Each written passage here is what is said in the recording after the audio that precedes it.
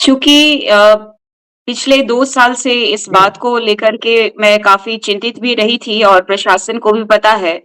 चूँकि लालपुर में एक घटना घटी थी, इन्हीं लोगों के द्वारा धर्मांतरित मिशनरियों को सपोर्ट करने के लिए भगवान बिरसा मुंडा जी की समाधि स्थल कोकर में जस्ट उसके बगल की ज़मीन को कब्ज़ा करने के लिए धर्मांतरित मिशनरी गंदे में हमारा चीरा झंडा जिसको हम पूजा करते हैं, जिसको हम पूजा के रूप में हमारा धार्मिक आस्था के रूप में पूजा करने वाला झंडा को वो लोग ज़मीन हथियाने का, कब्ज़ा करने का इन लोगों ने एक माध्यम बनाया था। तो उस समय हमारी लड़ाई थी कि हमारा झंडा जो है ज़मीन दलाली के लिए और दूसरे धर्म के लोग इस तरीके से इस्तेमाल ना करें, इसीलिए हम जब विरोध करने के लिए और कड़ा विरोध किया था और इस आँधी आई थी, उस समय हमारे विपक्ष में एकदम सामने में खड़े थे यही अजय तिर्की, जो आज मुझे गाली दे रहे हैं और आज मुझे ये मेरे चरित्र का बखान कर रहे हैं। या तो मुझे मारने की जो धमकी दे रहे हैं, इन्होंने कहा था उस समय भी कि मैं ईसाइयों का सपोर्ट करूँगा और झंडा कौन माय का लाल है जो हमको गाड़ने नहीं देगा। हम भी देखते हैं वो स्वघोषित केंद्रीय सरना समिति के अध्यक्ष ओरिजिनल आदिवासियों का पक्ष ना लेते हुए लगातार वो जमीन दलाली में मार भी खाया है, जूता का माला भी पहना है। कई सारे ऐसे वीडियोज़ आप यूट्यूब चैनल में देख सकते हैं और इस सरकार ने उनको संरक्षण दिया है जिसकी वजह से वो ज़्यादा ही उड़ने लगा है और आदिवासियों को धमकाने लगा है क्योंकि उनको सुरक्षा गार्ड दी गई है। जो भी ओरिजिनल जो कीमती ज़मीन दिखता है इनको ये सरकार को के संरक्षण में ज़मीन को बेचने का और दलाली करने का काम करते हैं। उस टाइम में उन्होंने कहा था 1000 लोगों के साथ आऊँगा, गाजा-वाजा के साथ आऊँगा और कौन माय का लाल है हमको झंडा गाड़ने नहीं देगा। तो उसी समय से ये वृहत रूप से हमारा आदिवासी संस्कृति परंपरा को बचाते आई हूँ, उस बेटी को लोगों ने पहचाना और मैंने उल्टा पाँव इस अजय तिर्की को भेजने का काम किया था, सोशल मीडिया में आज भी मौजूद है। उन्होंने देखा था कि किस तरीके से दूसरे मौजा के पहान को इस लालपुर मौजा में झंडा गाड़ने नहीं दिया गया था। उस समय में जमीन दलालों का समर्थन करते हुए ज्योत्सना नाम की जो लड़की जो है हमारे धर्म के विपक्ष में बात करने वाली, चर्च की दलाली करने वाली, जो चर्च के पक्ष में बोलने वाली, जो डिलिस्टिंग की मांग को डिनाई करने वाली, ये वहां उपस्थित नहीं थी। क्यों? क्योंकि इन लोगों को जमीन दलाली करने वालों को समर्थन देना था और आज यही सब मिल करके प्रेस कॉन्फ्रेंस करते हैं और ये कहते हैं कि महज 10 दिन में हम इनकी हत्या करा देंगे, इनको मार देंगे। महिलाओं के लिए महिला टीम बन रही है और पुरुषों के लिए पुरुष टीम बन रही है, लेकिन इन लोगों की गीदड़ भभकी से निशा भगत ना पहले डरी थी ना अब डरी है।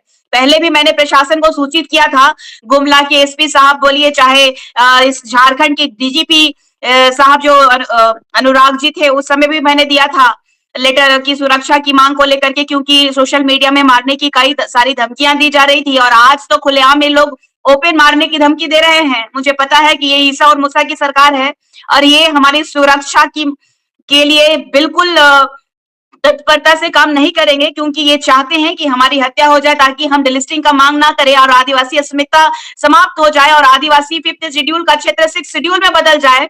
ये आदिवासी यों का जो स्वशासन है, पेशा अधिनियम कानून में भी गिरजाघर का नियम डाल करके इनको फटकार भी लगाया गया है। संविधान के आत्मा जो कर की माननीय हाईकोर्ट के माध्यम से, उसके बावजूद इन्होंने ईसाई मिशनरियों को, जो हमारे आस्था से कोई लेना देना नहीं है, ऐसे लोगों को इस सरकार ने प्रायोरिटी देते हुए नियम कानून में फेरबदल किया है। इसका हम लोगों ने कड़ा विरोध किया है, हमारे समाज के लोगों ने इस पर ऑब्जेक्शन किया है, माननीय सुप्रीम कोर्ट का दरवाजा खटखटाया है। अब देखना यह है कि हमारा संविधान की रक्षा, जो हमारा स्वशासन की रक्षा ये संविधान कर पाता है या नहीं। हम लगातार संघर्ष कर रहे हैं अपने अस्मिता के लिए, हमारे हक और अधिकार के लिए, और ये लोग लगातार है हमारे छवि को धूमिल कर रहे हैं। हम मांगते हैं इनसे जवाब, तो ये लोग हमारे चरित्र पे प्रहार करते हैं, इस तरीके से छवि को भी धूमिल करने की कोशिश कर रहे हैं और मारने की भी धमकी दे रहे हैं। मतलब अपने हाथ से ये लोग नीचे गिर चुके हैं। इनको देखिएगा कि कभी भी ये लोग प्रेस कॉन्फ्रेंस करते हैं हमारे खिलाफ में, तो सिर्फ निशा भगत, कोई मुद्दे को लेकर के नहीं आएंगे। ये लोग कोई विकास का काम की बात नहीं करेंगे। ये लोग जो लोग कहते हैं कि धर्मांतरित मिशनरी जो है सेवा भाव से यहाँ शिक्षा को लेकर के यहाँ पहुंची या स्वास्थ्य को लेकर के पहुंची, तो हम गरीब आदिवासी आज भी खटिया में क्यों आते हैं? एम्बुलेंस क्यों नहीं मिलता? दवाइयां क्यों नहीं मिलती? अगर ये धर्मांतरण करने का ये जो जटिल प्रक्रिया इन लोगों का है कि धर्मांतरण करो उसके बाद आपको लाभ मिलेगा, तो ये खेला बंद होना चाहिए। झारखंड में इन लोगों का जांच होना चाहिए कि कौन कौन सा फंड आ रहा है विदेशी, और विदेशी फंड पे रोक लगनी चाहिए। जब 2017 में धर्मांतरण बिल लागू कर दिया गया तो आदिवासी अस्मिता की रक्षा कौन करेगा? क्योंकि यहाँ की 28 सीटों में भी कब्जा धर्मांतरित मिशनरियों का है। मैं कहना चाहती हूँ कि यहाँ 8 से 10 सीट से भी ज्यादा जो कि धर्मांतरित मिशनरी कब्जा किए हुए। अगर हमारा सीट पहले से कम होने वाला है, आज भी सीट कम होगी तो सोच लीजिए 10 सीटों पे अगर 20 से 22 सीट होती है, ये कांग्रेसी जो है अभी लगातार परिसीमन को लेकर के आ रहे हैं। ये बताएं मुझे कि 1971 में पहला परिसीमन हुआ और 1907 में लास्ट परिसीमन हुआ। इस बीच में क्यों नहीं सीटों को बढ़ाने का बात किया गया?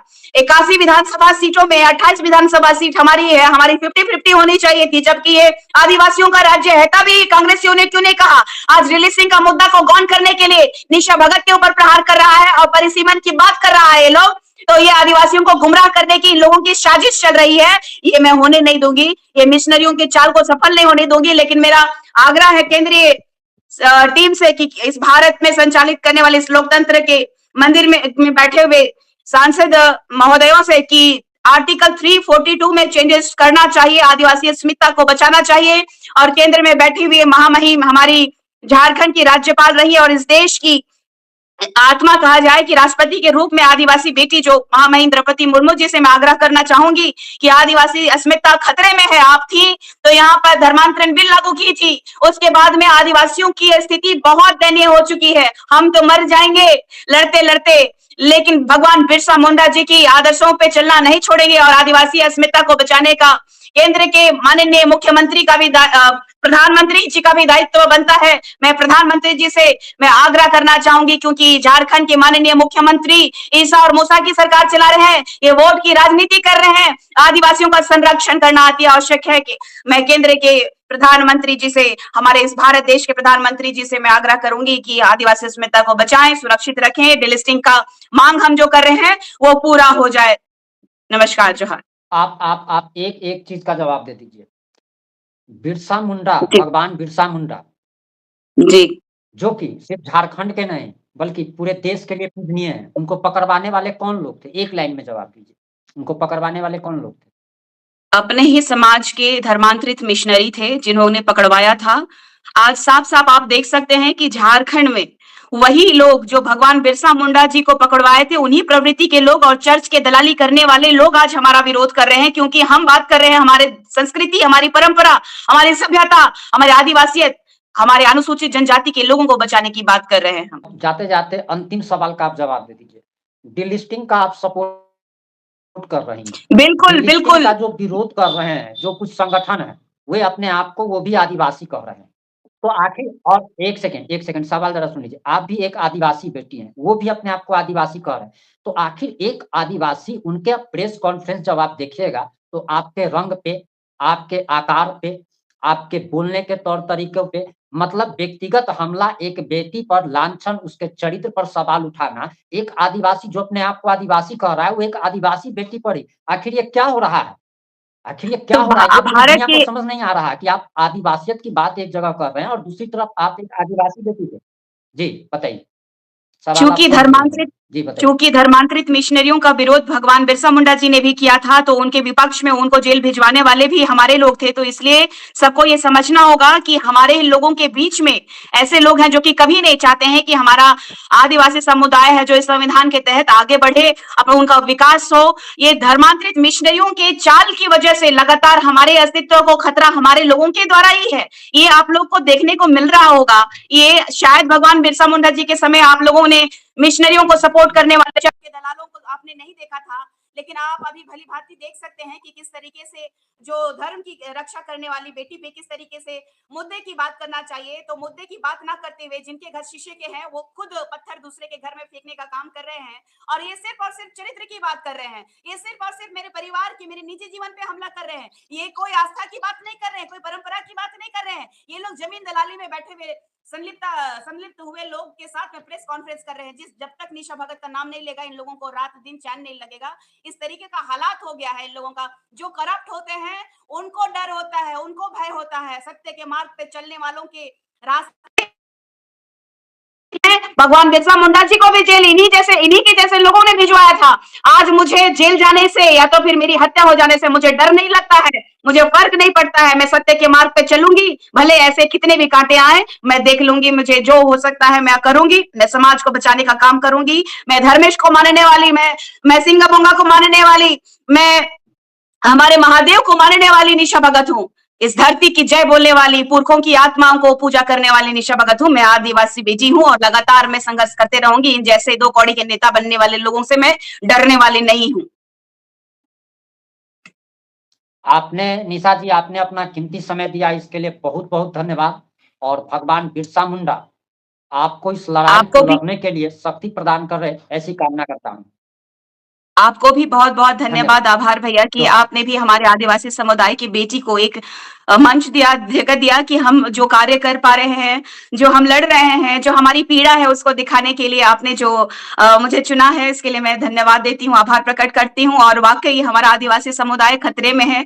अगर सरना और सनातन की बात हम कर रहे हैं, अगर महादेव को हम पूजते हैं, इस धरती माता की जय कहते हैं और इस भारत माता की जय कहते हैं, तो इस बेटी को ज़रूर सपोर्ट करें क्योंकि लगातार मैं 2 वर्षों से संघर्ष करते आ रही हूँ। हम चाहते हैं कि ये भारत की संस्कृति बरकरार रहे। ये जो काफिर है और ये जो चर्च के दलाल हैं, ये हम पे हावी होने की कोशिश कर रहे हैं।